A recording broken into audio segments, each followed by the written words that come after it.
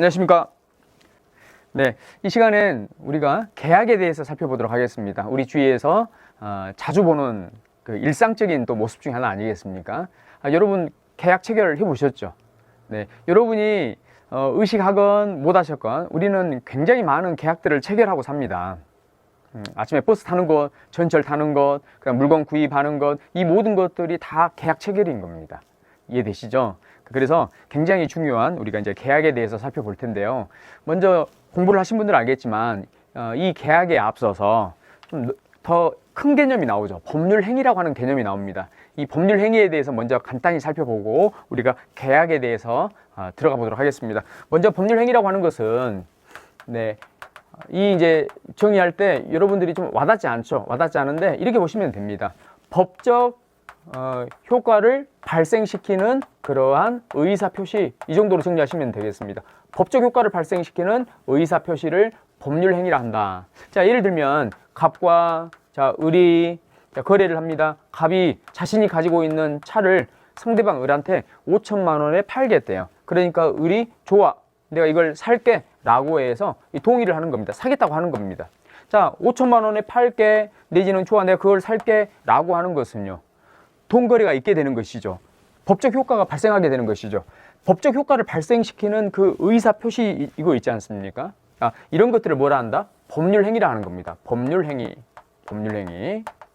법적 효과를 발생시키는 의사표시나 행위, 이것을 우리가 법률행위라 하는데, 법률행위는 크게 세 가지 종류로 나눠볼 수 있습니다. 이거는, 이 종류는 기본적으로 의사표시의 개수, 그리고 방향이 어떠한지에 따라서 우리가 세 가지로 나눠볼 수 있는데, 의사표시가 한 개다라고 하면 이때의 법률행위를 단독행위랍니다. 단독행위. 유언과 같은 거 생각해 보시면 되겠죠. 유언. 내가 죽으면 내 땅 전부를 내 아들한테 주겠다라고 하는 단독행위. 그 다음 의사표시가 이제 2개 이상입니다. 2개 이상인데 그 의사표시의 방향이 서로를 향해 있습니다. 서로를 향해 있습니다. 이렇게. 의사표시가 2개 이상인데 서로 마주하고 있습니다. 이런 법률행위를 계약이라 합니다. 계약. 우리가 알고 있는 계약은 다 그래서 서로를 향해서 의사표시가 있는 것이죠. 서로를 향해 있는 것이죠. 그러면 2개 이상인데 동일 방향을 향해 있는 거, 이걸 뭐라 한다? 합동행위랍니다. 합동행위. 법인 설립할 때 그 구성원들이 먼저 모이죠. 발기인들이 모이죠. 모여서 뭐 합니까?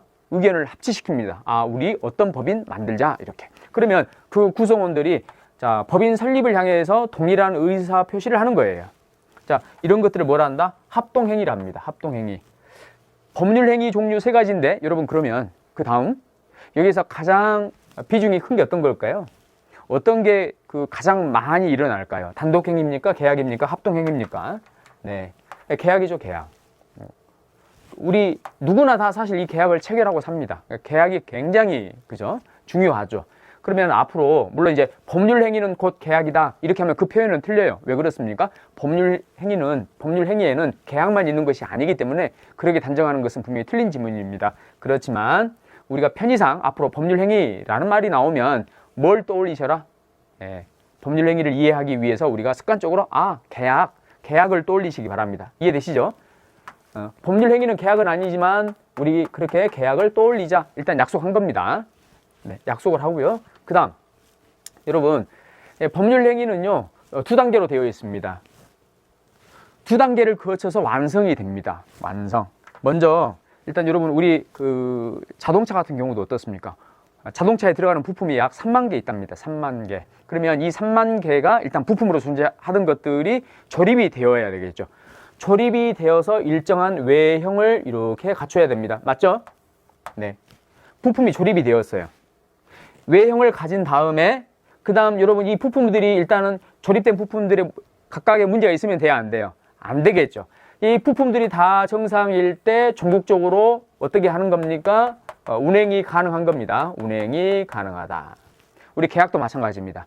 계약이 정상적으로 완성되기 위해서는요, 먼저 이렇게 조립이 되어야 돼요. 외관을 형성해야 됩니다. 외관을 형성한 다음에, 그 다음에 그 구성품이 문제가 없을 때 비로소 운행이 가능하다는 것이죠. 그죠? 효력 발생한다 이 말입니다. 효력 발생한다. 자, 외관을 갖춘다. 이건 뭐냐면요. 다른 말로 성립한다. 이렇게 바꿔 써볼 수 있어요. 그러니까 계약으로서 완성이 되기 위해서는 자, 일단은 성립이 되어야 되고 계약으로서 성립되어야 되고 그 다음에 효력이 발생했을 때 비로소 계약이 의미가 있다는 이야기예요. 단계 구조로 되어 있습니다. 그럼 여러분, 자, 이것도 상식입니다. 외관을 갖는다 했죠? 외관. 조금 전에 그 예를 한번 들어볼게요. 차를 팔게. 갑이 을에게 차를 팔게. 5천만 원에 팔게 라고 이야기를 했고 이것을 들은 을이 좋아. 그것을 그 돈에 내가 살게 라고 했습니다. 그리고 계약서를 작성을 했어요. 계약서를 이렇게 작성했다고 칩시다. 여러분, 적어도 이 계약서 작성되었다, 계약이 성립되었다 라고 하기 위해서는 어떤 것들이 필요합니까? 사람이 없는데 계약서만 딸랑 존재할 수는 없는 것이죠. 당연하죠. 그래서 계약이 성립하기 위해서는 일단 여기에 사람이 있어야 돼요. 계약을 체결하는 그 사람들이 있어야 됩니다. 이것을 당사자랍니다. 당사자. 그리고 자, 이 계약이 성립했다라고 하기 위해서는 이 사람이 뭔가 말을 해야 돼요. 그러니까 어떤 말인가 중요하지 않고 일단 계약이 성립하기 위해서는 주고받고 하는 그 일단 의사 표시라고 할 만한 것이 있어야 됩니다. 의사 표시라고 할 만한 게 있어야 되고 세 번째는요. 그 의사 표시 이것의 내용 일단 말을 하는데 그 말의 내용이 있어야 되겠죠. 그 야호 뭔가 표시를 한 것 같은데 내용이 없어요. 야호밖에 없어요. 이것은 갑과 을 간에 아무 의미가 없는 것이죠. 그래서 법적 효력을 언급할 만한 그만한 가치 있는 내용 같은 것이 있어야 됩니다. 그래서 내용이 필요합니다. 그랬을 때 비로소 이것이 계약이다 이렇게 이야기할 수 있는 거예요. 이해되시죠? 그래서 계약으로서 성립하기 위해서는 당사자가 있어야 되고 의사표시라고 할 만한 게 있어야 되고 뭔가 내용처럼 보이는 게 있어야 한다. 크게 세 가지가 필요합니다. 세 가지. 이것은 그 안에 있는 당사자 상태가 어떠냐, 의사표시 내용이 의사표시에 문제가 없느냐 이걸 따지지 않습니다. 성립 단계에서 따지는 것은 그냥 사람이 있느냐, 서로 의사표시로 볼 만한 게 있느냐 이런 외형만 가지고 판단하는 거예요. 자, 그렇다면 여러분 이 세 가지가 갖춰졌을 때 비로소 성립하는데 그러면 이 세 가지가 다 갖춰졌을 때 성립하는 이 경우에 있어서 각각의 것들은 성립하기 위한 필수 조건 이렇게 표현해 볼 수 있겠죠. 성립하는 데 필요한 그 필수 조건 이렇게 표현해 볼 수 있겠죠. 자, 그러면 여러분 우리 여기서 용어 하나 정리합시다. 필수 조건을 법률 용어로 요건이라 표현합니다. 한자 풀어보면 요건은 필수 조건 같은 말입니다. 그러니까 각각의 것들은 뭐가 되는 거예요? 요건이 되는 거예요. 무슨 요건? 성립 요건. 그래서 여기에서 성립 요건 기본적으로 세 가지. 당사자, 의사표시, 그 다음 세 번째 내용. 이게 필요한 거죠. 자, 그 다음 효력 발생하기 위해서는요. 효력 발생하기 위해서는 뭐가 필요할까요? 조금 전에 여러분 자동차 조립이 되었죠. 조립이 되었는데 엔진이 아니라 말머리가 들어갔다. 사자머리가 들어가 있습니다. 본네트 열었더니 사자가 어흥 하고 네. 그러면 돼야 안 돼요. 부품처럼 보이는 게 있긴 하지만 그 해당 부품에 문제가 있으면 움직인다 안 움직인다? 안 움직인다. 그럼 여러분 똑같은 거예요. 당사자 의사표시 내용이 있었는데 이게 정상적으로 작동하기 위해서는 이 부품의 상태를 봐야 되겠죠. 당사자가 의사 능력이 없어. 정신 이상자야. 그러면 설령 이게 성립은 되었더라도 효력은 발생할까요? 안 할까요? 안 하죠. 갑과 을이 계약을 했는데 나중에 일단 외형상 성립을 한 것 같아요. 근데 자세히 들여다봤더니 효력 단계, 2단계에서 자세히 들여다봤더니 갑이 정신 이상자야. 내지는 6살 먹은 꼬마 애입니다. 그러면 6살 먹은 애는 계약의 의미를 알 수 있을까 없을까? 잘 모르죠. 우리 법적으로는 정상적으로 판단하는 능력이 없는 상태로 판단을 합니다. 그렇게 봐요. 그렇기 때문에 일단은 여기 성립 요건에 언급됐던 이런 것들이 있죠. 이것을 효력 단계에서는 실질적으로 봅니다. 당사자는 일단 기본적으로 살아있어야 돼. 산 사람이어야 됩니다. 즉 권리 능력이 있어야 되고 기본적으로 변별 능력이 있어야 됩니다. 즉 의사 능력이 있어야 되고 그 다음 일단 기본적으로 성인이어야 됩니다. 그래서 다른 말로 행위 능력이 있을 것 이런 것들이 있어야 되고 두 번째 의사표시. 이 의사표시는 문제가 있으면 돼 안 돼. 여기서는 일단은 외형 성립 단계에서는 이게 있느냐 없느냐 요것만 봤죠. 껍데기만 봤죠. 근데 효력 단계에서는요.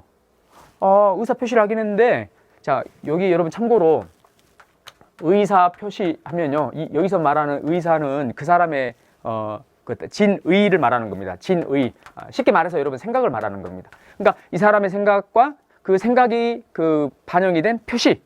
이걸 우리가 묶어서 의사 표시라고 하는 거예요. 그러니까 내가 생각하고 있던 것을 그대로 표시해야 이게 정상적인 의사 표시가 되는 거예요. 이해되시죠? 그래서 여기 두 번째 단계에서는 뭘 따지냐면 의사와 표시가 뭐 할 것? 일치할 것. 의사와 표시가 일치해야 되겠죠. 의사와 표시가 이 사람이 생각했던 것 그대로 표시해야만, 그런 의사 표시여야만 문제가 없는 의사 표시예요. 그 다음 의사 표시를 하긴 했는데 사실 이 사람이 사기를 당했던 거예요. 내지는 협박을 당했던 거예요. 그러면 그 의사에 하자가 있는 것이죠. 하자. 그런 의사 표시는 효력 발생하는데 장애로 작용하는 겁니다. 그렇기 때문에 정상적인 효력 발생하기 위해서는 어떻게 할 것? 의사 표시에 하자가 없을 것. 이걸 따지는 거죠. 의사 표시에 하자가 없을 것. 의사와 표시가 일치할 것. 자, 이것과 관련된 우리 제도가 비진의 의사 표시, 통정허위 표시, 그 다음 착오에 기한 의사 표시, 이 세 가지 제도가 있고요. 그 다음 의사 표시에 하자가 없을 것, 얘와 관련된 제도, 우리가 사기 강박에 의한 의사 표시, 같이 이제 보게 되는 겁니다. 그 다음 세 번째, 이 내용.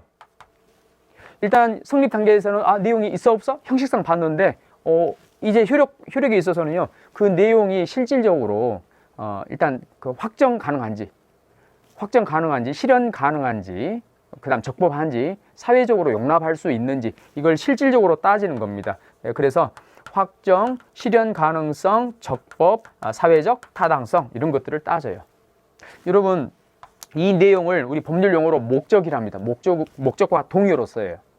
그래서 내용 하면 여러분 여기 목적 이렇게 보시면 되겠고, 반대로 목적 하면 내용 이렇게 보시면 되겠습니다.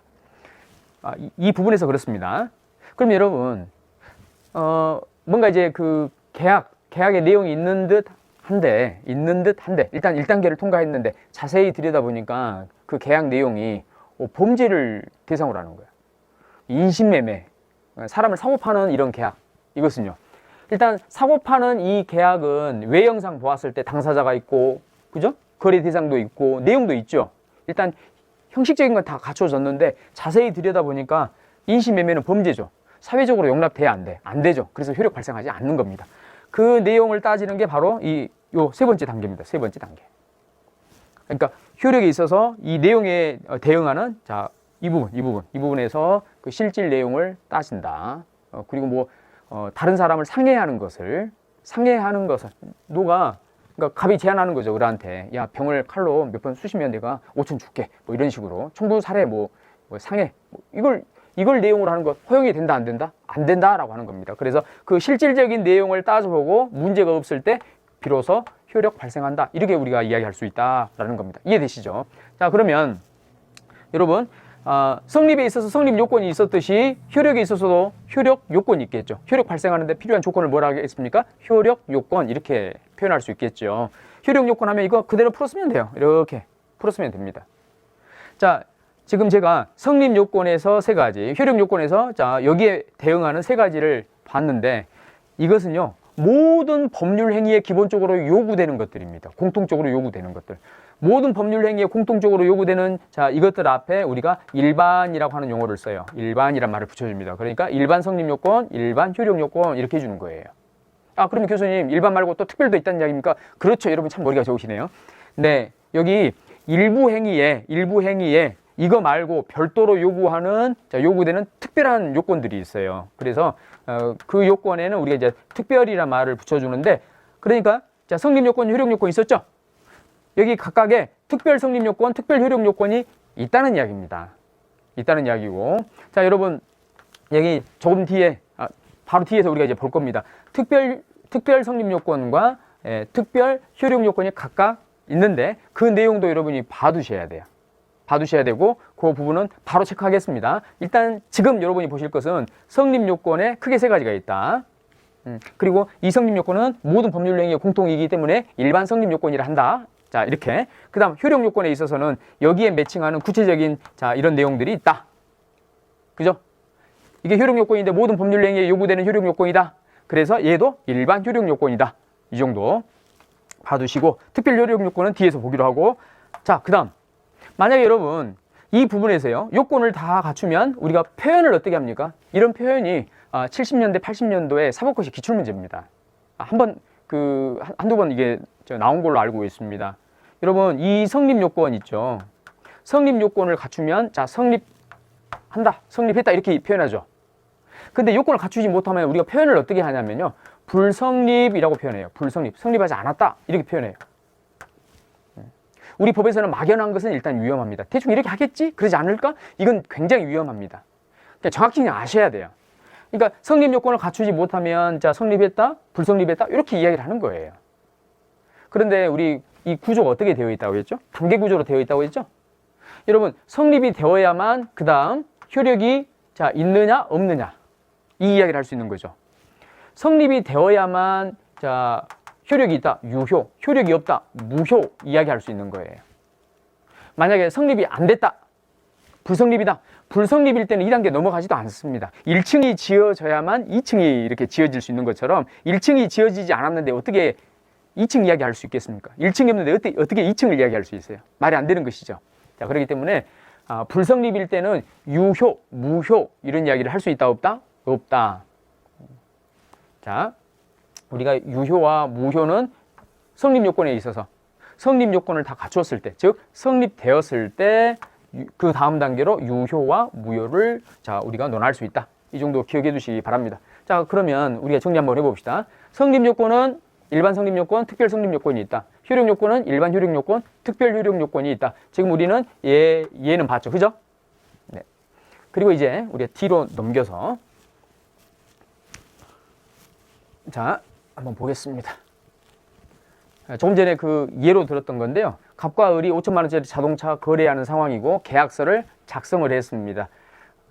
계약이 성립되었다 하려면 기본적으로 당사자 의사표시 내용이 필요하다고 했습니다. 자, 여기에서는 일단 이걸 여기에 다 되었을 때 성립이 된 건데 성립 단계에서는 그 외형이 중요합니다. 껍데기 자체가 중요한 거예요. 그것만 가지고 성립을 따집니다. 자, 성립이 되면 그 다음으로 정상적인 효력이 발생하려면 이제 당사자는 정상인이어야 하고요. 계약의 그 내용은 확정 가능 적법 사회적 타당성이 필요하고요. 의사표시는 생각과 표시가 일치되어야 되고 그리고 그 의사표시에 하자가 없어야 돼요. 하자가 없어야 된다. 자, 이건 제가 다시 한번 설명드리는 것이고요. 자, 여기 성립 요건 보시면 일반 성립 요건은 모든 법률 행위에 필요한 요건을 일반 성립 요건이라 합니다.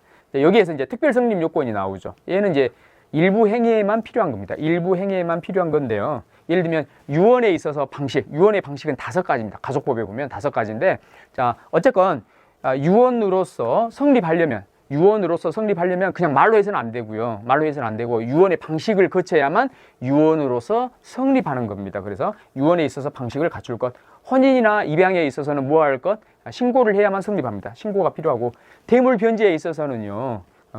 현실적인 급부가 필요합니다. 이거 나중에 또 볼 겁니다. 그 다음 질권 설정 계약에 있어서는 그 물건 인도를 해야만 이 계약이 질권 설정 계약이 성립했다 이렇게 얘기할 수 있는 거예요.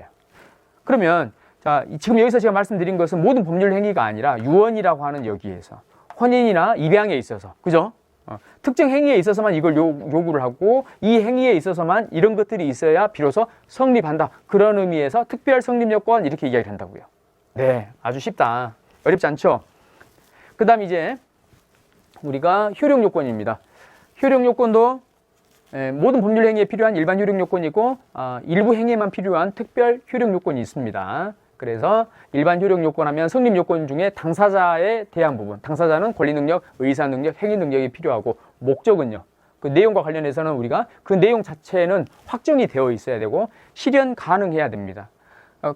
거래를 하는데, 계약을 하는데 뭐 태평양 저기 수심 제일 깊은 태평양 한 중앙에 빠진 500년 전에 빠진 그 바늘 주워오는 거, 이걸 계약으로 해서 그걸 주워오면 내가 5억 원 주겠대요. 5억이 아니라 10억이라도 500년 전에 그 빠져버린 바늘을 어떻게 찾습니까? 그럼 실현 불가능하죠. 그죠? 불가능합니다. 그래서 이런 것들은 내용 따져보고 말이 안 되는 것들은 인정하지 않는다. 그 다음 적법성, 사회적 타당성이 필요합니다. 그리고 이제 의사 표시와 관련해서는 의사와 표시가 일치할 것, 하자가 없을 것. 여러분, 이게 일치할 것. 그래서 일치하지 않는 경우가 제도로 지금 등장하는데 107조의 비진의 의사 표시, 108조의 통정오해 표시, 109조의 착오에 기한 의사 표시. 이게 이제 논의가 되는 거고요, 여기서요.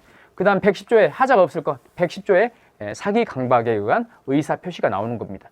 그러니까 우리는 그냥 큰 골격을 가지고 이렇게 이야기를 하지만 자세히 들여다보니까 이 하나하나가 굉장히 양이 많은 거죠. 방대한 거죠. 그 중요한 내용들이고요.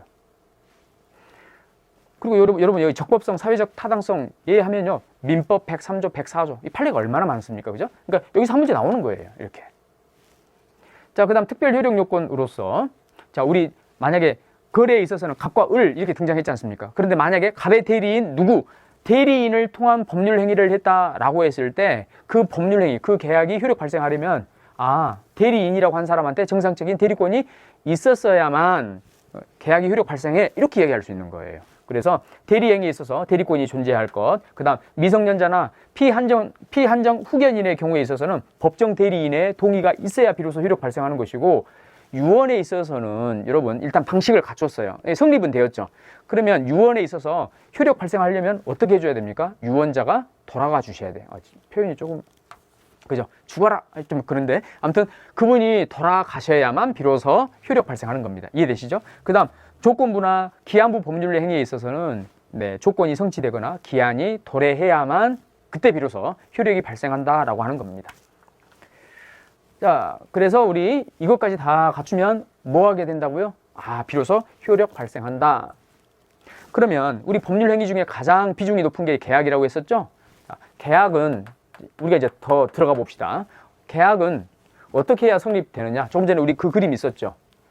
계약에 있어서 갑이 5천만 원에 팔게. 그러니까 을이 좋아. 내가 그걸 그대로 살게. 라고 합니다. 그러면 이 계약이라고 하는 것은요. 먼저 제안하는 말이 있어요. 제안하는 말을 청약이라 합니다. 갑이 을에게 먼저 제안을 하죠. 내가 5천에 팔게. 이걸 청약이라 합니다. 그러면 을은요. 반응이 나와야 되겠죠. 그 청약에 대한 동의. 거기에 대한 동의의 의사표시를 다른 말로 뭐라 하느냐? 승낙이라 합니다. 승낙이라 하고, 여러분 조금 전에 우리 성립요건과 효력요건이 있었죠. 그러면 여러분 이 계약에 있어서도 성립요건, 효력요건 다 갖췄는지 쭉 다 분석하겠죠. 다 해당하는지 따져보겠죠. 따져보는데, 그런데 일반 법률 행위에 없는, 이 계약에 있어서는 일반 법률 행위에 없는 그 무언가가 있어야 비로소 효력이 발생하는데요. 그게 뭐냐면요.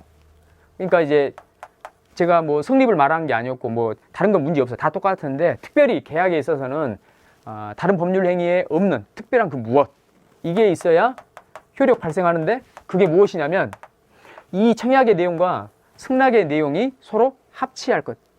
그 의사가 서로 합치할 것. 내가 5천에 팔기로 했는데 그래 나는 500에 살게 라고 하면 여러분 이게 계약 성립된 겁니까? 계약이 물론 이제 법적으로 보면은, 학문적으로 보면 일단 성립은 된 것 같지만 내용이 불일치하죠. 불일치하기 때문에, 그러니까 이 의사와 의사가 합치하지 않기 때문에 효력 발생하지 않는다.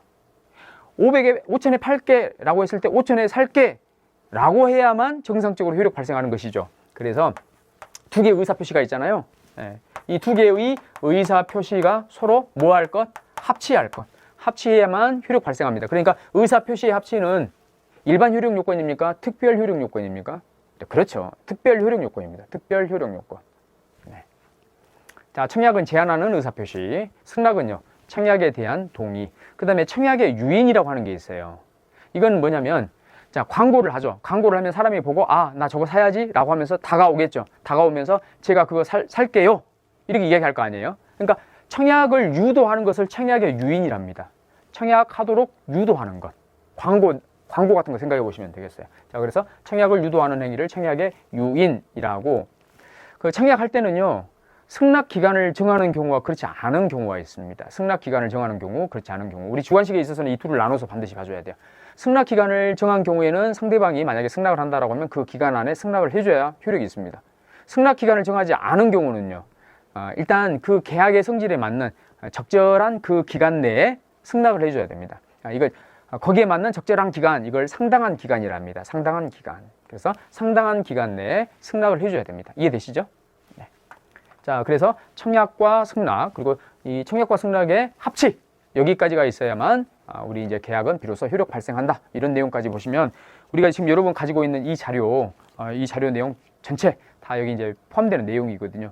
자, 그래서 이 내용을 가지고 우리가 교재를 빨리 한번 보겠습니다. 여러분, 제1절 계약의 성립 요건 해서 1번 보시면 계약의 성립 요건과 효력 발생 요건의 관계 2단계로 되어 있다. 뭐 이런 내용들 나와 있고요. 물론 이제 제가 지금 시강을 하기 때문에 이 내용은 제가 일일이 자세히 읽지는 않겠습니다. 대략 쭉 보고 한번 넘어가도록 하겠습니다. 계약의 성립과 그 효력 나와 있죠.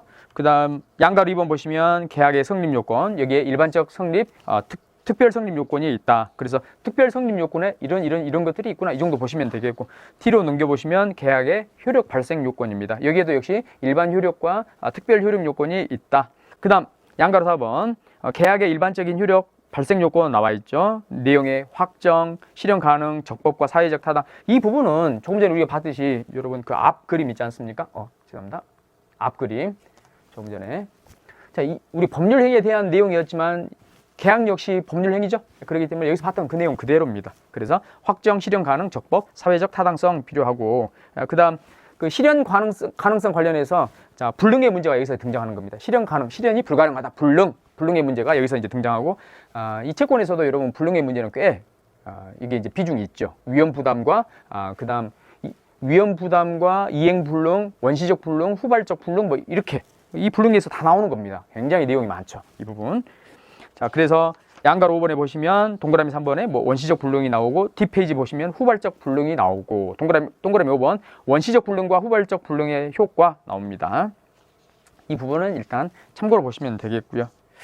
저 밑에 보시면 동그라미 7번에 일부 불능과 전부 불능, 자, 민법상 명문의 규정이 없다. 그러니까 이런 부분들은 참고로 보시면 되겠죠. 자, 뒤로 넘겨서 양가로 6번입니다. 계약서 작성은 계약 성립의 필수 요소인가? 우리 민법상 계약은요, 구두 계약이 원칙입니다. 구두 계약이 원칙이고 서면 계약은 예외입니다. 물론 개별법에서 반드시 서면으로 계약 하도록 강제하고 있는 부분이 있긴 합니다만, 우리 민법상의 원칙은 구두 계약이 원칙이다라고 하는 거 기억해 두시고요. 그러니까 서로 이제 그 계약하는 내용을 녹음으로 해도 충분히 그게 인정이 된다는 이야기죠. 왜? 구두 계약이 원칙이니까. 그 다음 양가로 7번 계약의 효력, 자, 땡땡에서 권리 의무의 발생 및 구속력 나오죠. 네, 구속력 같은 경우는 계약이 체결되면 양 당사자는 그 내용에 종속된다. 뭐 이런 내용. 그 다음 쌍무 계약의 효력. 이 부분은 설명할 내용이 있어서 이 부분은 나중에 한번 보도록 하겠습니다. 일단 뒤로 넘기시면 그 로마자 2번이 있습니다. 청약과 승낙에 의한 계약의 성립 나오죠. 일단 여러분 기본 내용은 다 보셨습니다. 다 보셨고, 일단 계약이 성립하기 위해서는 청약이 있어야 되고 승낙이 있어야 되고, 청약과 승낙은 어떻게 해야 된다? 합치해야 된다. 내용적으로 그런 내용입니다. 그래서 양가로 1번 계약의 성립 요건 나와 있죠. 그리고 동그라미 1번 계약이 성립하려면 청약 승낙이라고 하는 서로 대립하는 두 의사 표시가 객관적, 주관적으로 합치하는 것, 즉 합의가 있어야 되고요. 그 다음 동그라미 2번 낙성 계약에서는 당사자 간의 의사 합치만 있으면 계약이 성립한다. 뭐 나와 있고, 이런 부분들은 추가적인 설명이 필요한 부분이기 때문에 이건 나중에 설명하기로 하고요. 자, 동그라미 3번 당사자 의사에 의한 계약의 성립. 네. 그 다음 동그라미 5번에 불합의와 착오. 말 그대로 이제 불합의라고 하는 것은 합의에 이르지 못한 상태를 말하는 것이죠. 그래서 양 당사자의 의사 표시가 서로 불일치하는 것, 맞지 않는 것을 불합의라 하고, 여러분 얘와 구분해서 우리가 봐둬야 될 게 착오라고 하는 게 있어요. 착오. 착오라고 하는 것은 이렇게 보시면 돼요. 제가 그림 한번 그려볼게요, 여러분. 자, 여기 이제 사람입니다. 사람. 이 사람의 생각이 있겠죠, 여러분. 생각. 자동차를 팔아야지 생각을 하겠죠. 자동차를 팔아야겠다는 이 생각을 외부에 표시하는 거죠. 근데 표시하는데 자동차를 팔아야지 했던 것을 그대로 표시해야 되는데 자전거를 팔아야지 이렇게 표현을 했어요. 그러니까 생각은 자동차였는데 갑자기 표시는 자전거를 팔아야지 이런 식으로 표시를 했다 칩시다. 그러면 생각과 표시가 일치하나요? 즉 이 생각을 의사라고 했습니다. 의사와 표시가 일치하나요? 불일치하죠. 자, 지금 현재 불일치하는 이 상태. 이 불일치에 대해서 의사표시하는 이 사람은 두 가지로 나눠볼 수 있어요. 불일치 사실을 처음부터 본인이 알고 이렇게 하는 경우가 있고, 모르고 하는 경우가 있어요. 굳이 알고 이런 의사표시를 했다, 이걸 우리가 비진의 의사표시랍니다. 비진의 의사표시. 비진의 의사표시. 민법에서 여러분 이 진의라고 하는 것은 그 마음 중심에 있는 저 깊은 곳에 있는 그 본심, 이게 아니라 여기서 말하는 그 진의는 생각입니다. 생각. 이해되세요? 그럼 여러분 그 비진의 의사표시 하면 생각과 다른 의사표시 이런 말이에요. 생각과 다른 의사표시 알아야 돼요. 이 생각과 이 표시가 불일치함을 알고 의도적으로 다른 표현을 했을 때 이것을 비진의 의사표시. 자, 몰랐어요. 생각과 표시가 다르다는 것을 본인이 했으면서도 몰랐어. 이제 무의식적으로 다른 표현을 해버린 겁니다.